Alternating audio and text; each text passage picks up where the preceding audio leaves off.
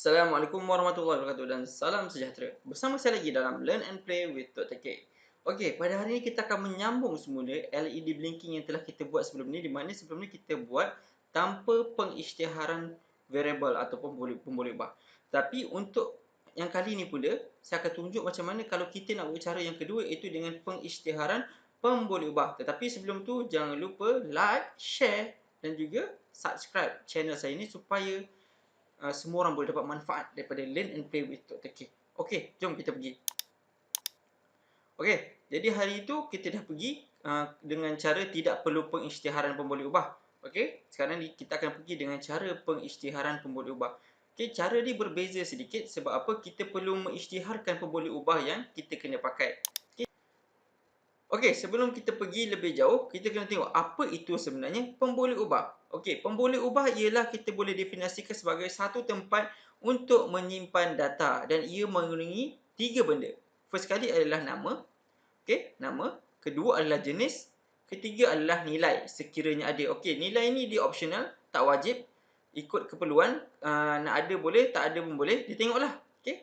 Dan ianya membolehkan kita untuk merujuk kembali mengikut nama yang kita telah define ataupun kita telah bagi nama tadi ketika kita buat penulisan programming tersebut. Maknanya kita boleh panggil, contoh kita letak nama Latifah, okay? Kita boleh panggil semula Latifah tersebut dalam programming kita. Okay? Dia macam itulah contoh dia. Okay?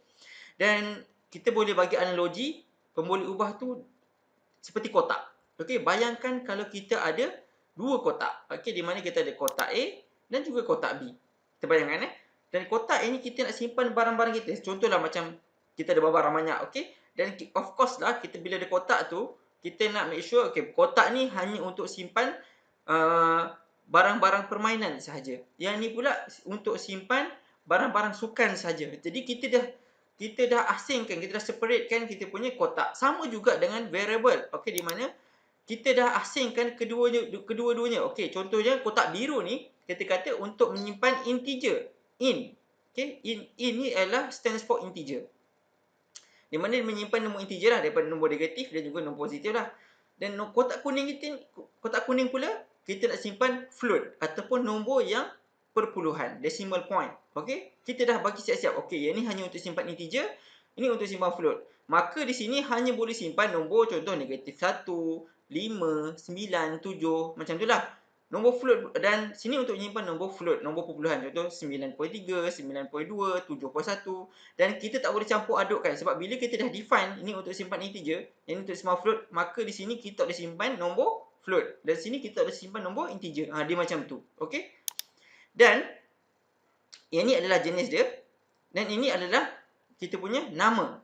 Okey, nama kita. Nama nama kita punya variable. Okey, contoh kita bagi namanya ialah lampu. Okey. Yang ni namanya motor. Okey, kita bagi nama siap-siap kat kotak kita ni. Contohnya di sini kita letak nombor 6. Okey. Kita ada integer, kita lampu dan seterusnya kita boleh meletakkan nilai. Maka di dalam kotak yang diberi nama lampu ini kita meletakkan satu nilai di dalamnya yang iaitu kita letak nombor 6. Dan manakala di dalam kotak yang diberi nama motor ini kita tak letakkan apa-apa. Maknanya tak ada apa-apa, tak ada apa-apa nilai. Jadi cara penulisan dia ialah untuk in lampu 6 ni kita letak in lampu sama dengan 6. Okey, di mana kita ada satu kotak yang diberi namakan lampu, okey, dan di dalamnya ada nombor 6. Okey, maknanya ada nombor 6 dalam ni. Manakala motor pula cara penulisan dia adalah float motor dan dia tak ada pegang apa-apa nombor. Okey, dalamnya kosong, okey. Jadi dia boleh simpan apa-apa sahaja asalkan nombor tu nombor perpuluhan berbentuk float. Okey, kita boleh buat kedua-dua caranya.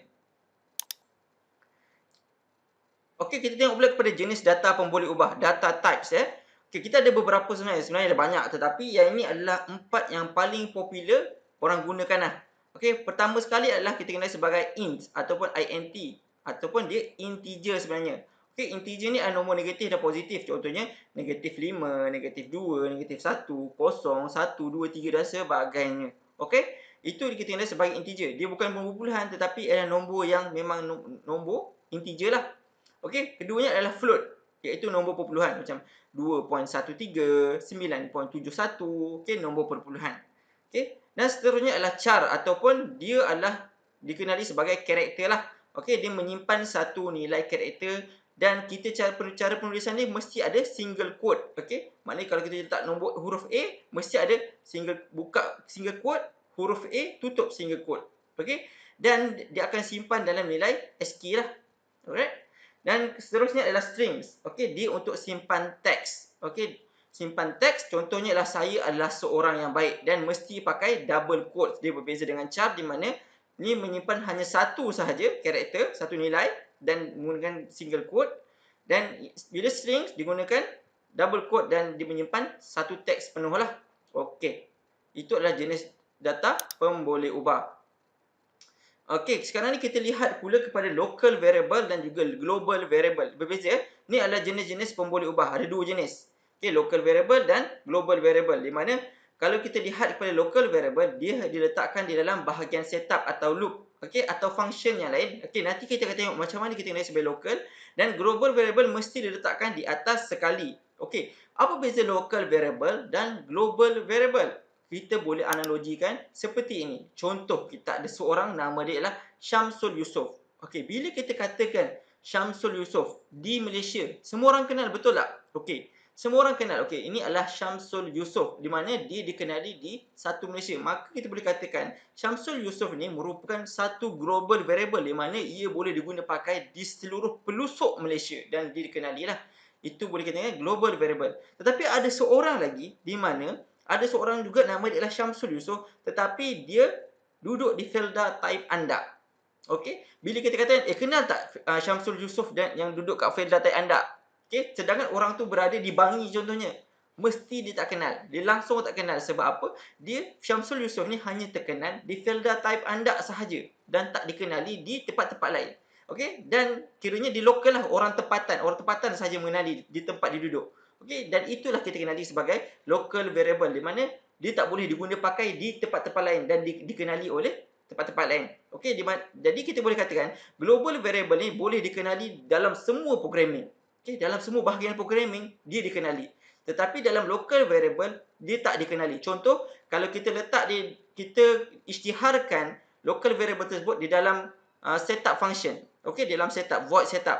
Maka apabila kita cuba panggil Syamsul Yusof di dalam local variable di dalam void loop, maka dia tak akan identify siapa tu Syamsul Yusof dalam yang duduk kat file attack anda tu. Dia macam tu, dia tak kenal. Sebab apa? Dia hanya dikenali di dalam void setup saja tetapi tak dikenali di void loop. Itu beza local variable. Tetapi sekiranya kita jadikan dia sebagai global, maknanya duduk kat atas sekali, maka semua akan kenal dia. Itulah antara beza dia antara global variable dan local variable. Okey, sekarang ni kita cuba buat macam mana kita nak buat menggunakan kaedah yang kedua iaitu pengisytiharan pemboleh ubah. Alright? Okey, ini kita punya programming hari tu tanpa menggunakan pengisytiharan pemboleh ubah. Okey. Sekarang ni kita nak cuba ubah programming yang sedia ada ni mengikut kaedah pengisytiharan pemboleh ubah. Jadi macam mana kita nak ubah? Maka kalau kita letak, okey, first kali kita letak satu ruang di atas ni lah, kita enter supaya wujud ruang di sini. Jadi di sini kita jadikan dia sebagai satu global variable. So, global variable mesti diletakkan di atas ni lah. Okey, cara dia ialah kita letak satu global variable yang kita letak int. Sebab apa? Kita nak global variable ni memegang satu nilai iaitu 13. Okey, supaya pin 13 ni kita beri nama. Okay, instead of kita letak nama 13, kita beri nama. Contoh, kita letak di sini ialah bagi nama variable tersebut LED pin. Contoh dia, in LED pin. Okay, sekarang ni kita nak isytiharkan supaya LED pin ni memegang nombor 13. Okay, sama dengan 13. Sekarang ni, kita boleh gantikan nombor 13 ini dengan nama yang kita telah beri, LED pin. Contohnya, kalau kita letak sini LED pin. LED pin, dan di sini juga kita letak LED pin. Okey, di sini pun kita letak LED pin. Okey, jadi kita punya LED, kita dah buat penukaran pengisytiharan pemboleh ubah. Jadi kita lihat. Okey. Okey, sekarang ni kita cuba upload. Okey, kita cancel. Dan kita lihatlah kepada kita punya Arduino kita. Okey, sekarang ni dia tak menyala. Okey, pin 13 kita tak menyala. Okey, so sekarang kita dah berjaya menyalakan pin kita lah. Alright, dia dah blinking satu saat, satu saat, satu saat. Okey, on satu saat, off satu saat. Okey, kita dah berjaya lah. Dengan guna cara yang sama, tapi kita gunakan isytiharkan pemboleh ubah. Okey, sebab apa saya sarankan cara ini? Sebab kadang-kadang kalau kita nak ubah pin, contoh kita letak sini 13, 13, 13 dan programming kita panjang Dan contoh waktu tu kita nak ubah pin kita. Okey, jadi mengalami kesukaran kepada kita nak ubah pin, contoh kita nak pakai pin 8. Okey, maka contoh kalau ada banyak pin 8, kita akan tukar 8, 8, 8, 8, 8. Jadi dia akan makan masa.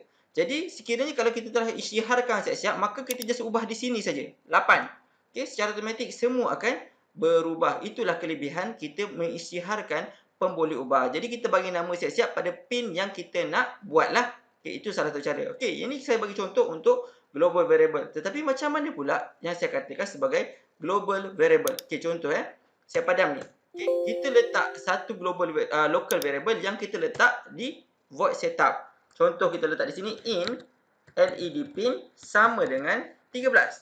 Okey, kita lihat apa jadi. Okey. Sebab LED pin ni kita local dan dia hanya dikenali di dalam void setup saja, tetapi tak dikenali dalam void loop. Tapi kita boleh lihat apa akan jadi. Okey, lihat di sini. Dia kata LED pin was not declared in the scope. Warna merah di sini. Jadi di sini, tempat void loop ni mereka tak kenal LED pin. Sebab apa? LED pin ni kita isytiharkan dalam void setup. Jadi ada masalah di sini. Okey, dia tak dikenali. Sama juga kalau kita isytihar LED pin ni di dalam sini. Okey. Maka di atas ni pula, diorang pula tak akan kenal. Okey, maka dia dah berubah. LED pin, maka error muncul di sini pula. Itulah beza dia. Jadi solution dia kita jadikan dia sebagai global. Okey, supaya kedua tempat dan semua tempat dalam program ini mengenali dia. Itu beza antara global dan juga local. Okey, so tak ada masalah, tak ada error. Jadi senang aja kan macam mana kita nak buat antara global dan juga local variable dan juga cara untuk kita menggunakan pengisytiharan pemboleh ubah di dalam program kita. Di mana cara ni lebih memudahkan kita lah untuk membuat modification di dalam kita punya programming.